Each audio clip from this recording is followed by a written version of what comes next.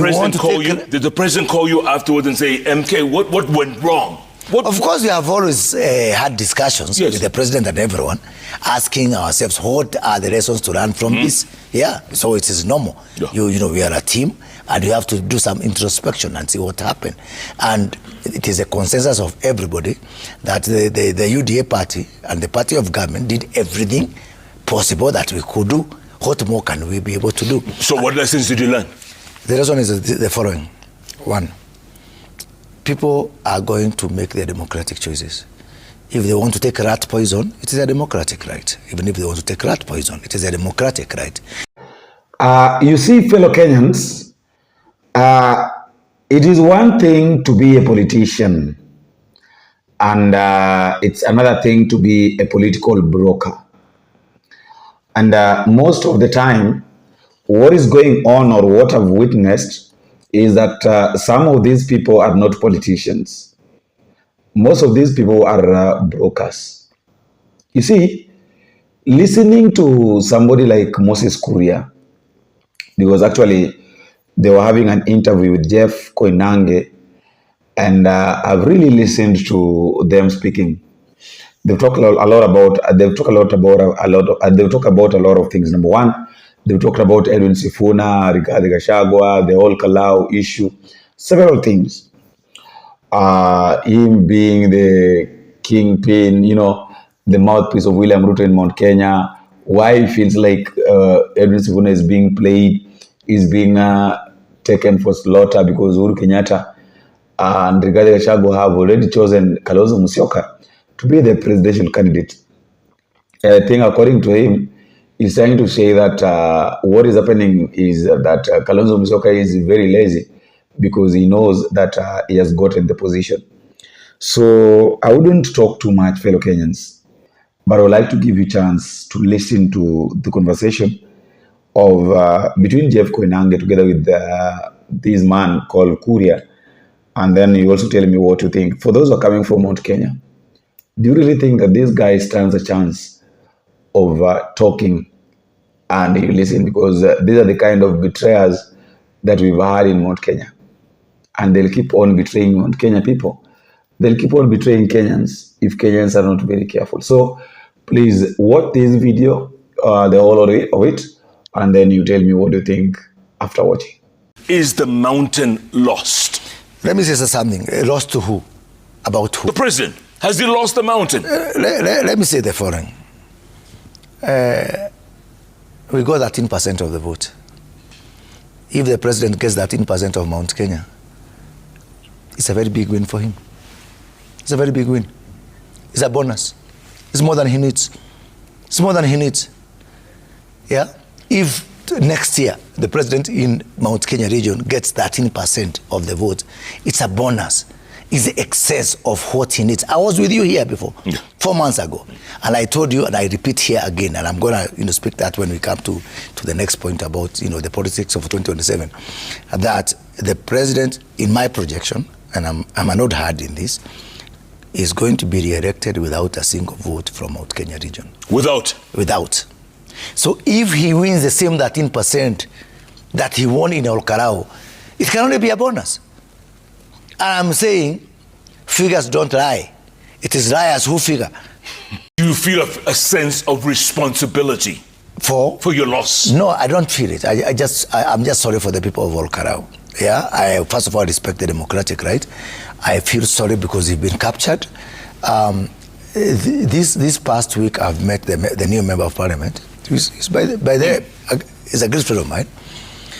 Because I got reports, I promised the people of Olkarau that irrespective of the decision that they took on the 16th of July, every other development project that was going on there will be completed. And I'm very much committed to that.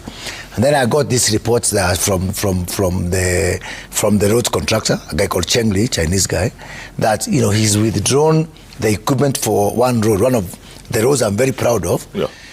called, Idagani, Gorika, Kanyerere Road because of perceived insecurity. Because after the guy won, his supporters went and put down even the signage that was there for the roads, and of course the contractor and their staff they felt threatened and they have pulled back. And I told him it's very, very unfortunate because everybody in this country would want to have 38 kilometers of tarmac being done in their places. Everybody in this country would want to have electricity. We really have to draw a line. We have to draw a line.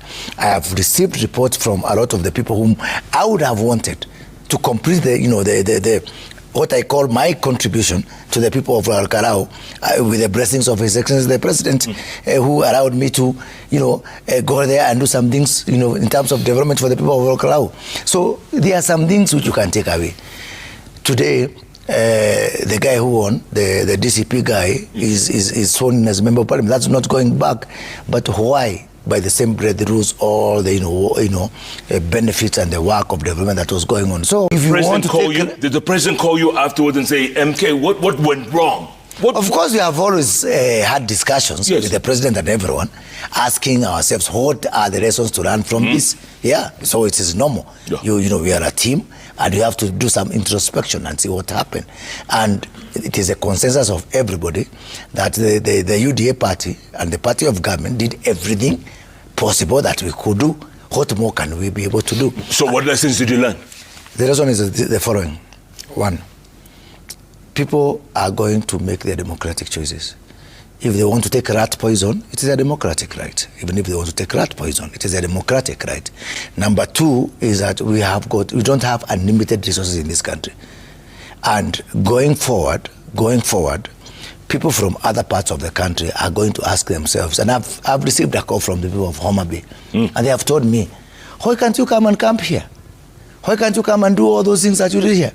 Where do we need more boats for under the blue economy? Is it Nyandarua or Homa Bay? So I think it has opened up this question of that you don't force development on people who don't want development. And tomorrow, if Governor Gladys Wanga calls me to Homa Bay to do those projects, I'll go to Homa Bay. If the people of Garissa ask me, come and do what you did in Olokalo, I will do exactly that.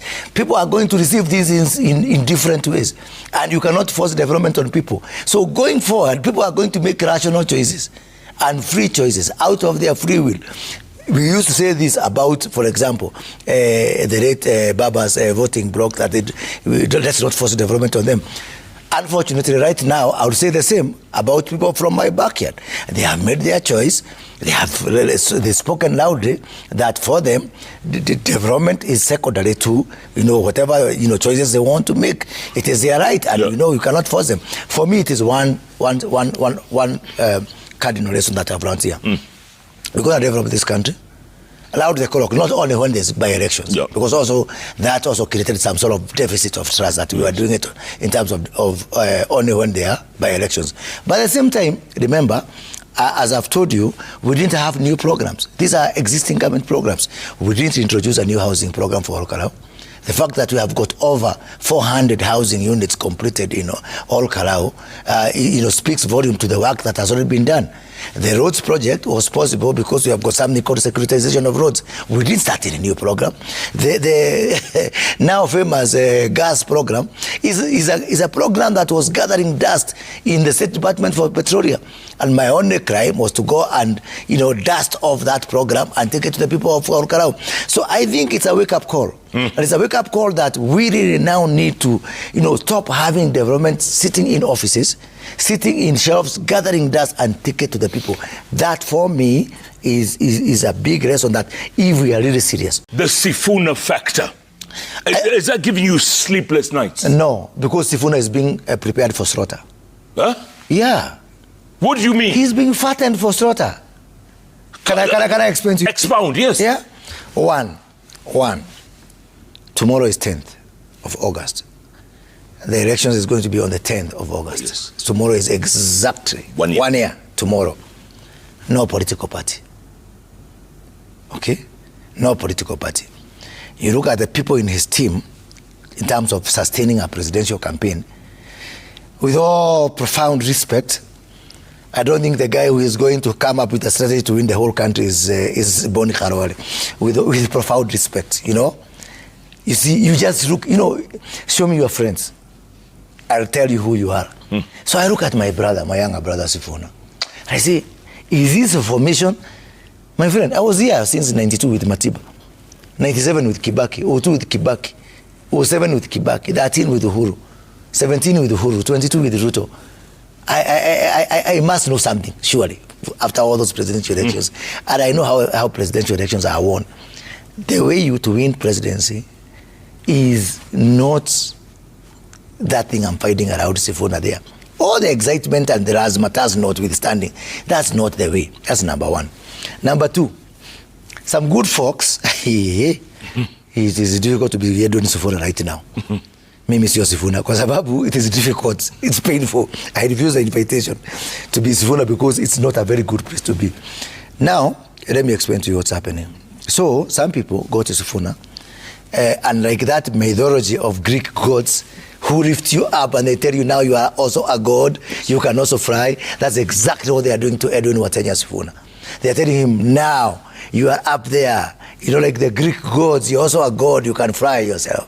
You know, so they are putting this thing in both Sifuna and the Mulembe nation that Sifuna cannot play second fiddle to anyone.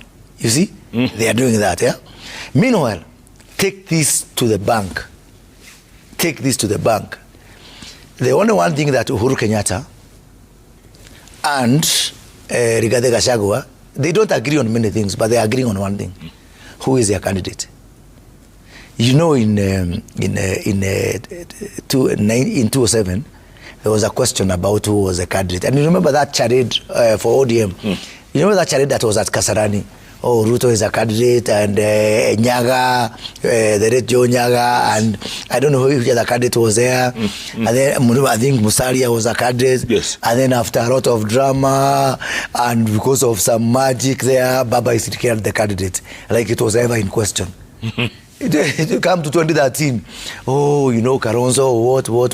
Then it comes to Baba, because even a stud one people knew that Baba was a candidate in 2013. Yes. You know, you come to 2017, oh, NASA, but we knew, after all that drama, we knew the candidate was going to be Baba. You know, 2022, yeah, after a lot of, you know, splitting hairs, we knew Baba was a candidate. As sure as day follows night, the candidate for Rigathi Gachagua and the candidate for Uhuru Kenyatta, who is one, is known. And it's one, Stephen Kalonzo Musyoka. So they'll take you through all this drama, but it's already been decided. But let me ask you this. What if Rigiji wins his court case? Because he said recently that he's the one person... Rigiji does not want to be president. He doesn't want. But he said he's the one person who can remove Ruto. No, he doesn't. He doesn't want to be president. What do you mean? No, he doesn't want to. He knew he can't be president. What, he's a kingmaker? Even if he's cleared, he knows the kind of antipathy that his candidature would... and he's not stupid. Rigiji is anything but stupid. He's not stupid. He's a very intelligent fella. What he does with his intelligence is a question, but intelligent he is, you know. So he's not one guy who is going to put his name on the ballot. You know, people can lie to you. You should have called somebody else. I am here to tell you the truth, the facts as they are. Rigathi Gachagua does not want to be a presidential candidate. Take that to the bank.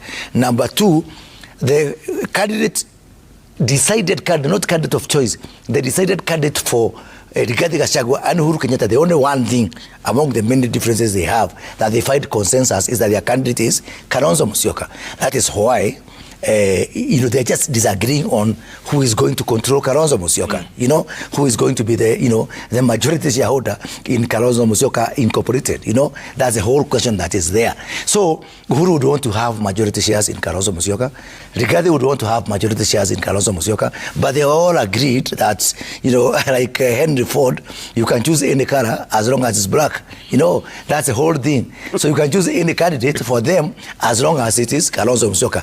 Now, where does that leave my very good friend, Fred Okengo Matiang'i? That's number one.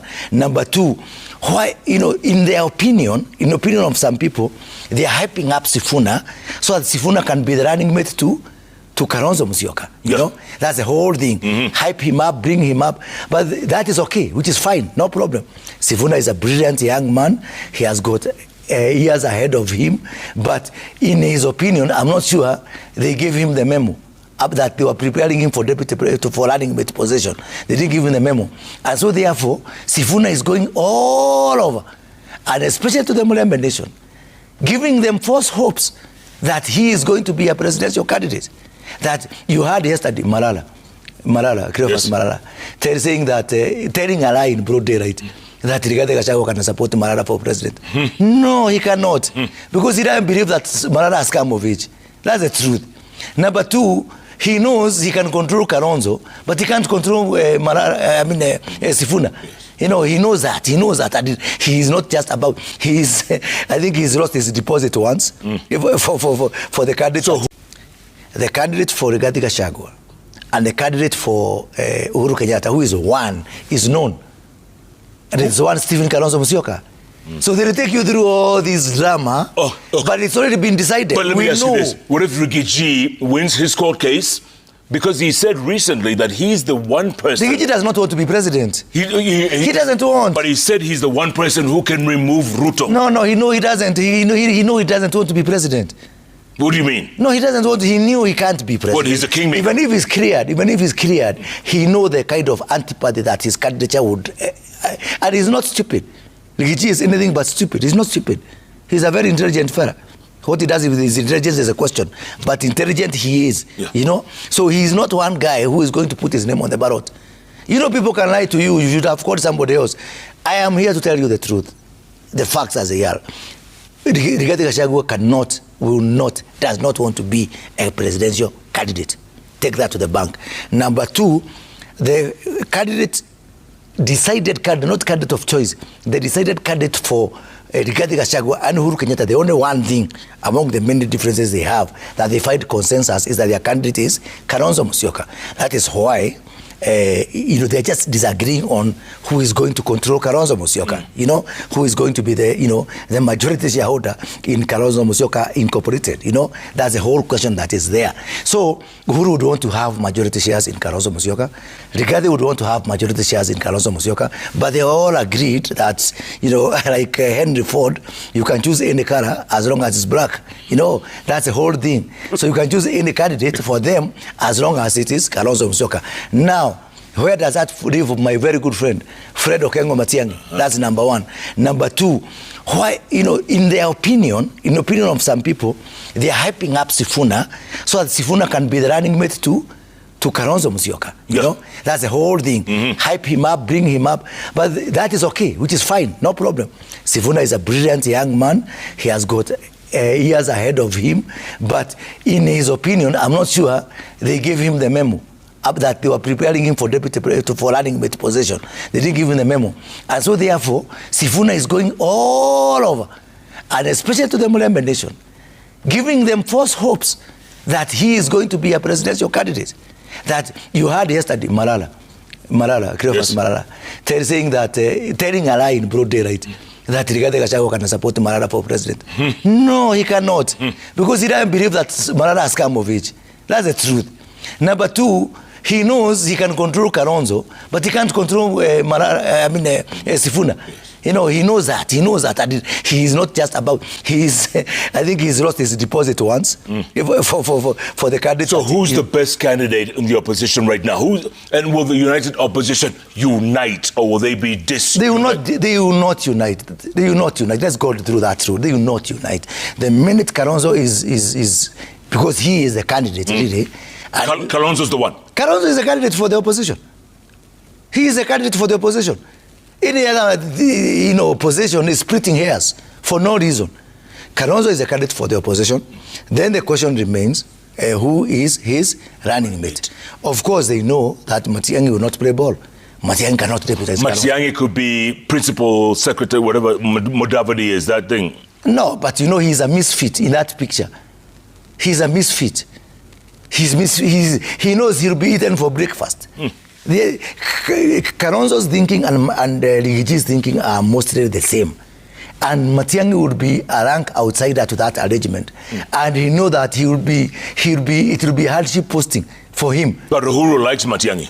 He likes Matiang'i, but not sufficiently. He does not have the wherewithal, to force Matiang'i, to force a marriage between Rigiji, Kalonzo on one side and Matiang'i on the other. He can only hope so. That is why this week, two people have left Rigathi side. He has sent advanced troops. Yes. The infantry. The infantry has left. Jamre Kamau, previously DCP, is now the chairman of this party. What do you call it? There's the chairman of Wiper Party. Yep. Jijopevu Mohammed Ali. He's, I don't know, deputy or something. They are from the coast, because Rigiji says, I don't mind giving you some troops there to start organizing your campaign, blah blah blah, as I prepare to come. And we know why Rigiji is comfortable with Kalonzo, because they have struck a deal. 70-30. Huh? 70-30. Come on. Yeah. You know this for a fact? For a fact. I have got friends. Can Kalonzo beat Ruto? Let me not say impossible, but I'm just saying the numbers don't add up. You, obviously, with 34 years of experience, you were there in 92, in 2026 you were there, 34 years. You are probably the president's point man in Mount Kenya region. Absolutely not. You are? Not. You're the guy? At all. The president has got a big team. No, you are the point man. It's a big team. Who is above you? Yeah, no, we don't have someone over and below. I think there's a big team there. Take the county I come from, for example. The senior most person in government, I'm not even anyone in government.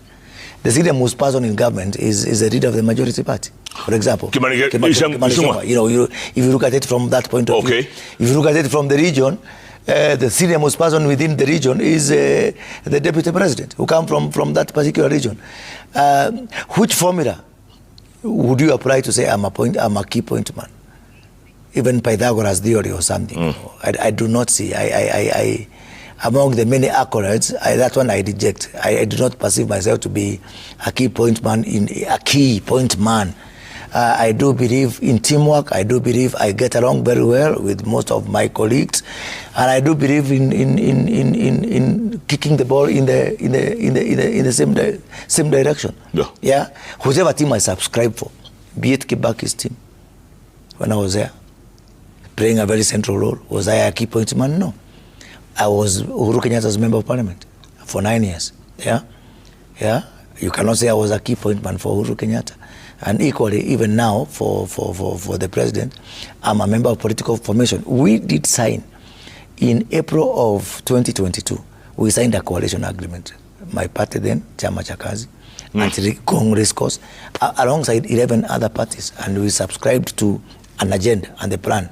And if you remember that particular time, I was also requested to coordinate the economic forums, which we set up the manifesto and the plan that we are implementing.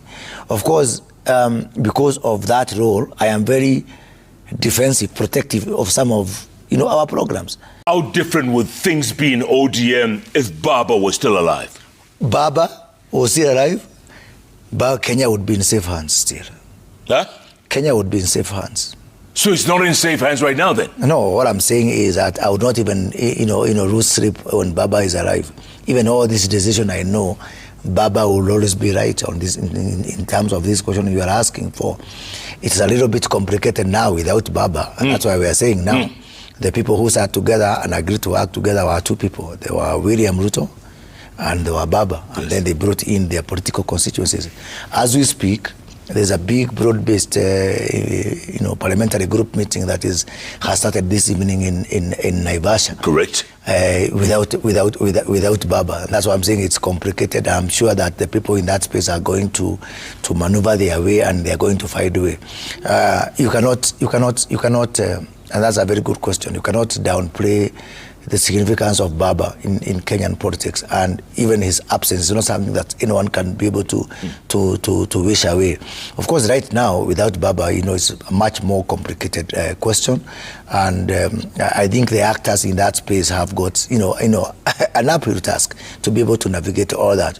Is Oburu in charge? Of? ODM? I believe now he's in charge. Huh? He's in charge. Come on, man. No, he is in charge. It's splintered down the middle. It was. Isn't that now water under the bridge now? No. It is. 78% or half of ODM is gone. Linda Mwananchi is gone. Yeah, that's a reality. That's a reality. Parties mutate. So is Oburu in charge? Yes, of ODM, the traditional proper ODM. Yeah. I believe Oburu is totally in charge of ODM. Come on, and I believe that, come on. I think, Jeff, the only thing that is pending in ODM is the formal divorce papers. Yeah, formal divorce papers. We have got some people who are the Linda Mwananchi group for intents and purpose, and they have declared themselves, have left ODM. James Olengo has left ODM. Yep. Edwin Sifuna has left ODM. Yep.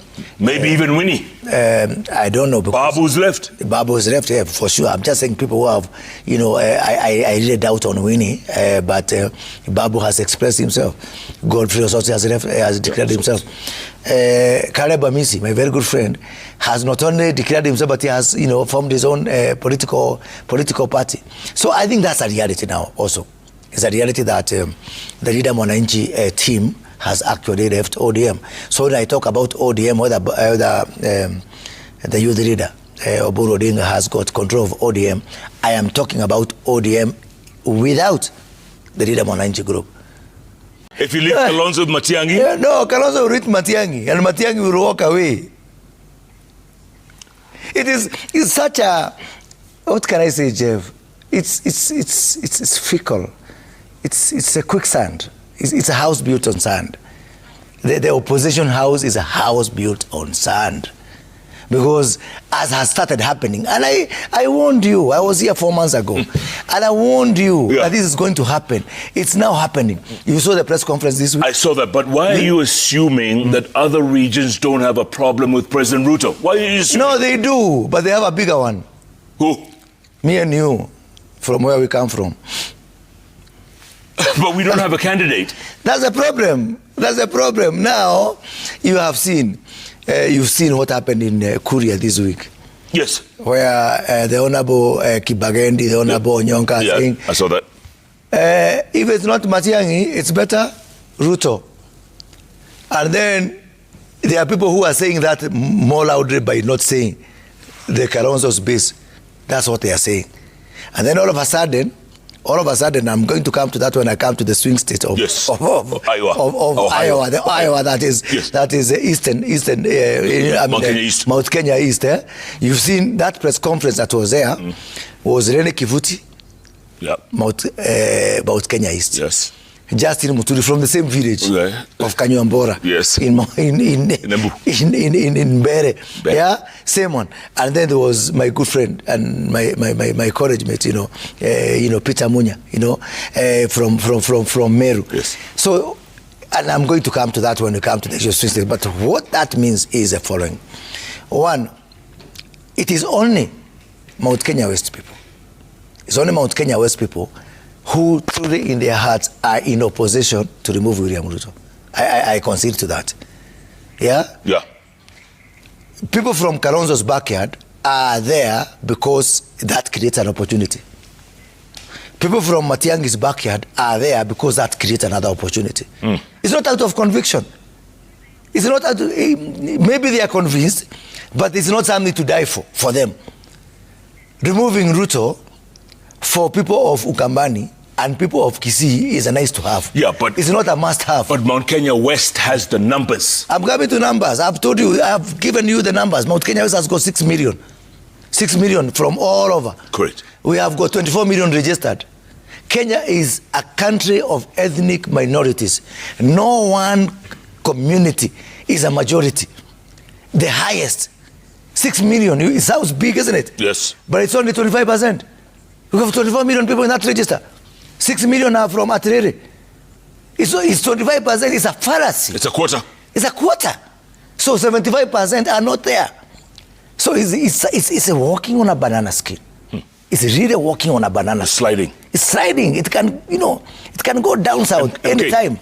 Honorable KURIA, would you ever consider working with Rigathi Gachagua again? And what are your thoughts on Senator Methu? I have no problem with Rigathi Gachagua. I have no problem on a personal level. I just have a problem with where he's taking my region. I think he's radicalizing our region. I think he's going to isolate our region. I think he is one person God has given privilege, put in a position of privilege, of influence in this country. And I would want to have a discussion with him about how we can be able to moderate some of that, because we live in a country that we are not an island. We have got other people in this country. Does that mean he's wrong? No. Does that mean I'm wrong? No. I think we have different divergent views on that. And I think Senator Methu is a good young man.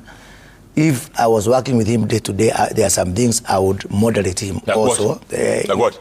Like that speech in Olkarau, during the, I think there was a better way of, and I'm not saying that people should support government or support the president, but I think some boundaries can be observed, and we've been through this path before.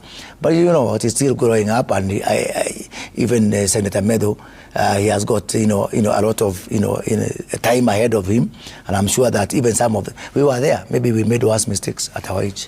Yeah. All right, this is